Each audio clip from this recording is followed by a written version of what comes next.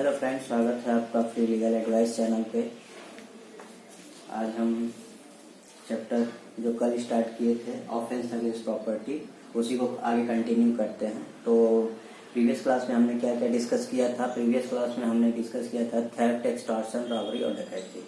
आज हम कौन कौन से टॉपिक्स को कवर करेंगे वो है पहला डिसऑनेस्ट मिसएप्रोप्रिएशन ऑफ प्रॉपर्टी, जो सेक्शन 403 और 404 में दिया गया है। दूसरा है क्रिमिनल ब्रीच ऑफ ट्रस्ट, जो सेक्शन 405 से 409 तक में कवर किया गया है। तीसरा है स्टोलन प्रॉपर्टी, जो 410 till 414 में दिया गया। ठीक है, तो आइए चलिए देखते हैं, स्टार्ट करते हैं डिसऑनेस्ट मिसएप्रोप्रिएशन ऑफ प्रॉपर्टी से। तो इसमें क्या कहता है, बेयर एक्ट को रीड करते हैं। Whoever dishonestly misappropriates or converts to his own use, कोई भी व्यक्ति किसी भी मूवेबल प्रॉपर्टी को अगर डिसऑनेस्टली मिसएप्रोप्रिएट करता है और कन्वर्ट करता है अपने यूज के लिए, ठीक है, तो वो क्या होता है? वो होता है डिसऑनेस्ट मिसएप्रोप्रिएशन ऑफ प्रॉपर्टी। जैसे ए को कोई प्रॉपर्टी मिली, ठीक है, मान लीजिए ए को कोई प्रॉपर्टी, ये बी प्रॉपर्टी है, ए को कोई प्रॉपर्टी मिली, ठीक है।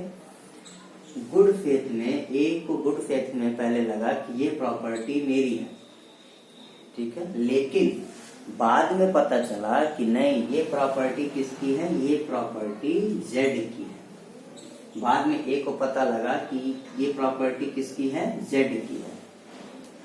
तो ए ने जेड को देने के बजाय उसको अपने यूज में कन्वर्ट कर लिया। उस प्रॉपर्टी का क्या किया? खुद यूज कर लिया ए ने। तो वो क्या हो गया? डिसऑनेस्ट मिसएप्रोप्रिएशन ऑफ प्रॉपर्टी के लिए लायबल हो जाएगा। ये इसके लिए जो पनिशमेंट है वो 2 years है, और विथ फाइन और विथ बोथ। ठीक है, चलिए अब आइए सेक्शन 404 देखते हैं क्या होगा। हाँ, इसमें जो एक चीज है कि इसमें कोई कॉन्ट्रेक्चुअल ट्रांजेक्शन्स नहीं होगा। जो इसमें है वो no contractual transactions, no contractual transactions. ठीक है, सेक्शन 403 नो कॉन्ट्रेक्चुअल ट्रांजेक्शन्स। और प्रॉपर्टी क्या होनी चाहिए? मूवेबल होनी चाहिए, मूवेबल प्रॉपर्टी होनी चाहिए। तीसरा क्या होना चाहिए? डिसऑनेस्ट इंटेंशन, डिसऑनेस्टली किया गया हो। ठीक है,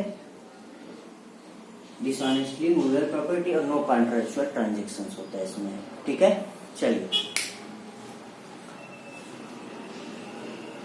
अब आते हैं सेक्शन 404 क्या कहता है। नहीं, अब इसका 2 एक्सप्लेनेशन भी इसमें दिए गए हैं, पहले वो कंप्लीट करते हैं।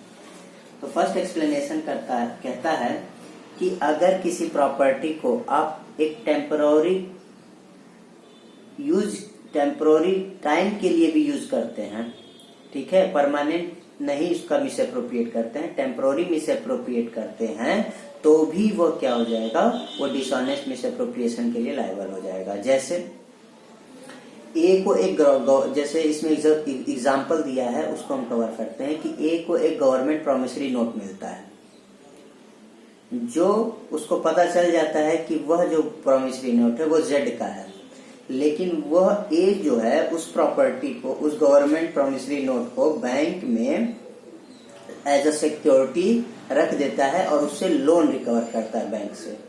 ठीक है, और वह सोचता है कि बाद में हम यह प्रॉमिसरी नोट जेड को डिलीवर कर देंगे।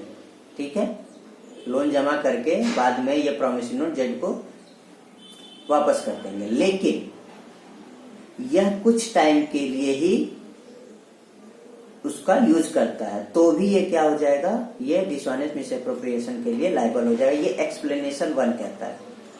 एक्सप्लेनेशन 2 क्या कहता है, इसको हम एक एग्जांपल से समझेंगे। आप जो लास्ट एग्जांपल है, एग्जांपल F, वो देखिए क्या कहता है।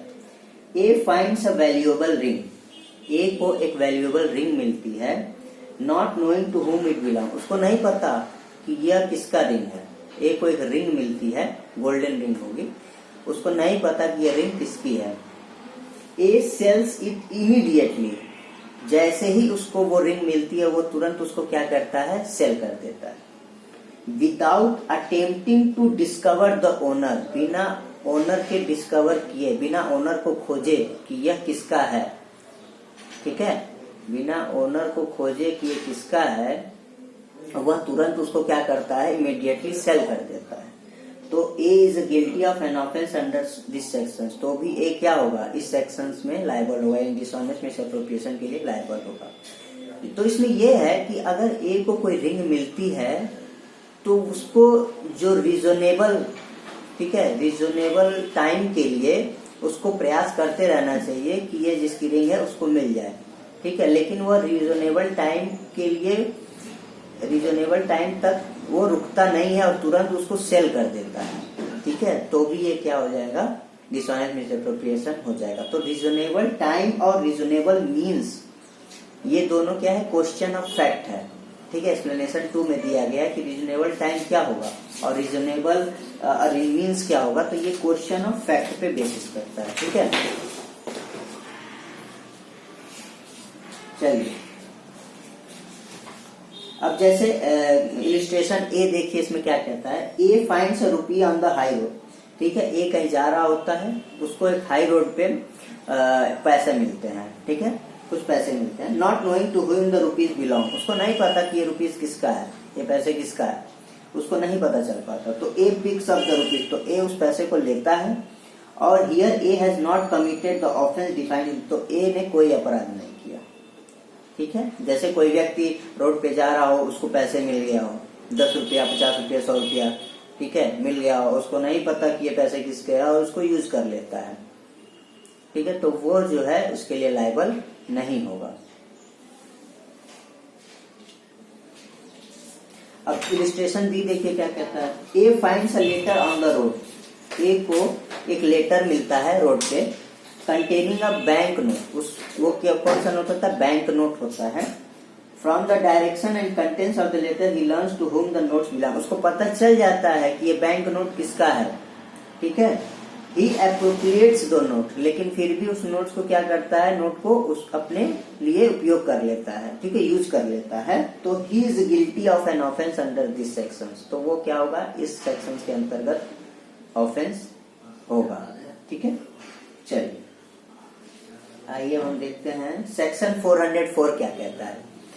तो इसको एक एग्जांपल से समझिए। 404 क्या कहता है कि कोई एक व्यक्ति अगर मर गया है, ठीक है, और उसके पोजीशन में कोई प्रॉपर्टी है, तो जो व्यक्ति मरा है उसके पोजीशन में जो प्रॉपर्टी है उसका, उस प्रॉपर्टी का उपयोग कौन करेगा, कोई उसका लीगल हेयर करेगा, उसका बच्चा करेगा या उसकी वाइफ करेगी, ठीक है।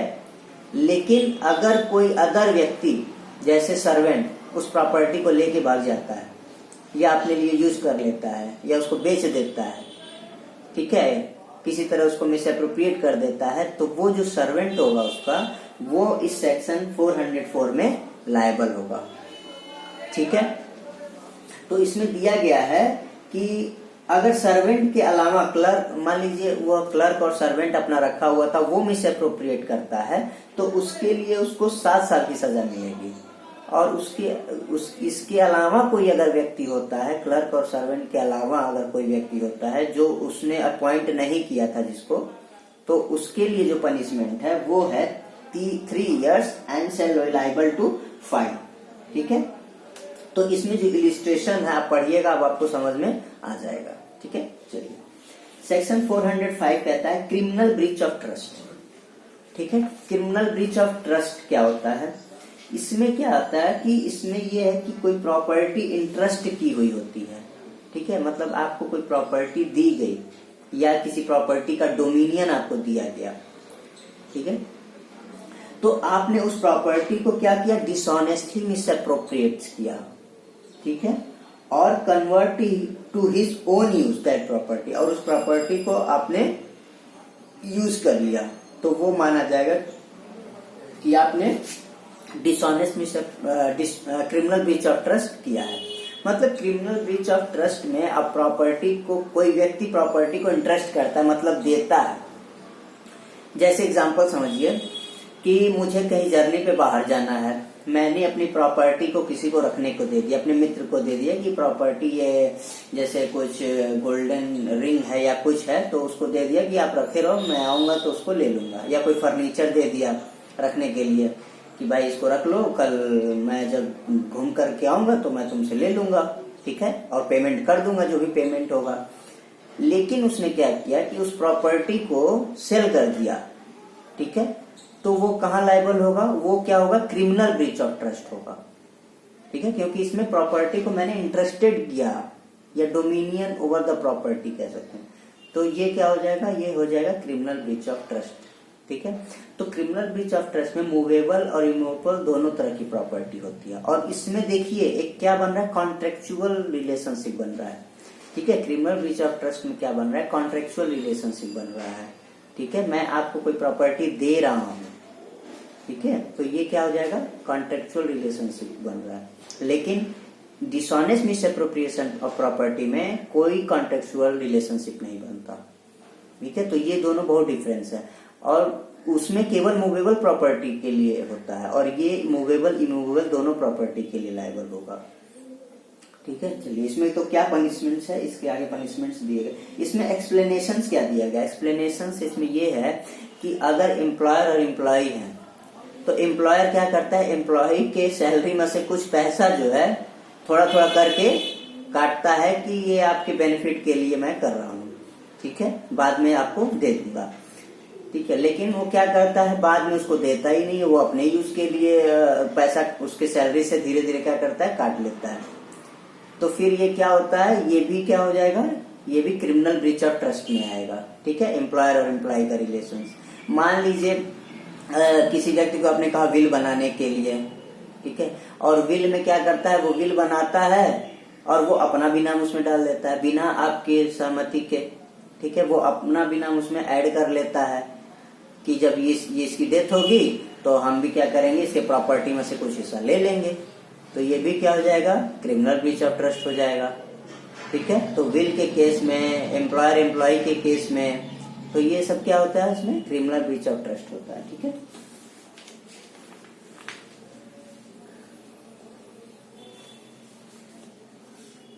हाँ, और एग्जांपल देख लीजिए आप, जैसे एक रेवेन्यू ऑफिसर है, सारा टैक्स कलेक्ट करता है, ठीक है, गवर्नमेंट के बिहाफ पे सारा टैक्स कलेक्ट करता है, और वो गवर्नमेंट को न देकर वो सारा टैक्स खुद यूज कर लेता है, उस मनी को खुद यूज कर लेता है, तो वो भी क्या होता है, क्रिमिनल ब्रीच ऑफ ट्रस्ट होता है, ठीक है। तो ये एग्जाम्पल आप सारा पढ़िएगा तो आपको समझ में आ जाएगा। चलिए आइए आगे बढ़ते हैं।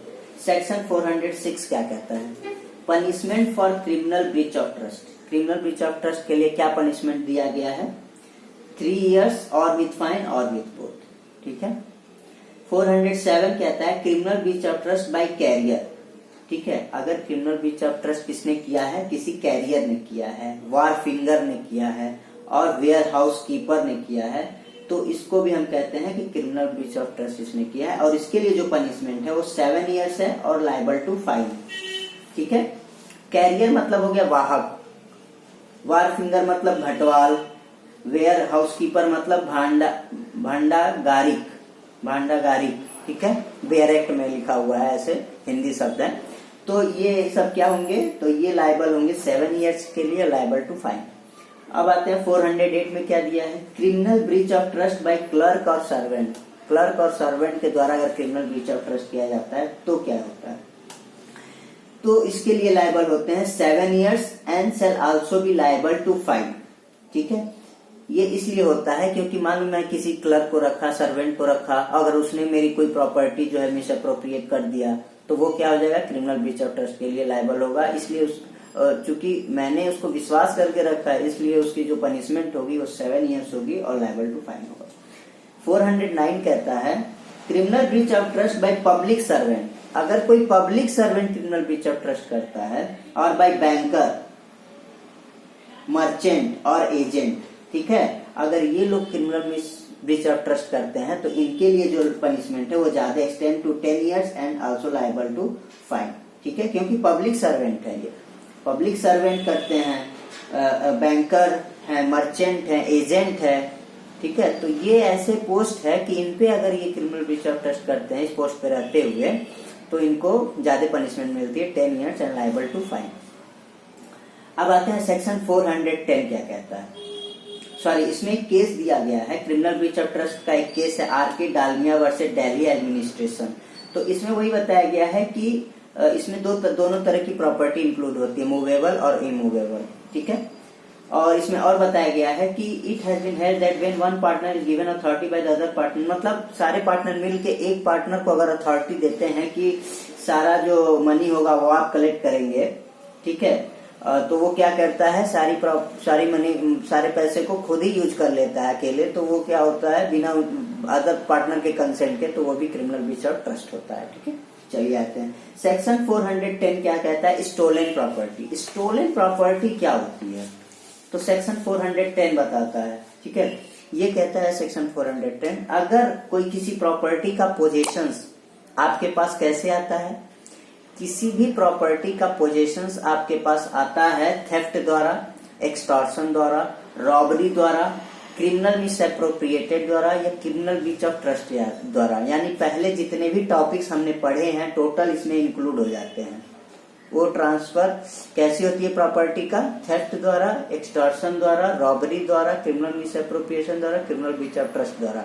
इसमें डकैती इंक्लूड नहीं है, लेकिन फिर भी आप डकैती इंक्लूड कर लीजिए क्योंकि डकैती भी आएगी, ठीक है, डकैती भी इंक्लूडेड होगी। तो ये हो जाता है आपका स्टोलन प्रॉपर्टीज को कहते हैं, ठीक है। बैरेक्ट में डकैती तो नहीं लिखा हुआ है बट फिर भी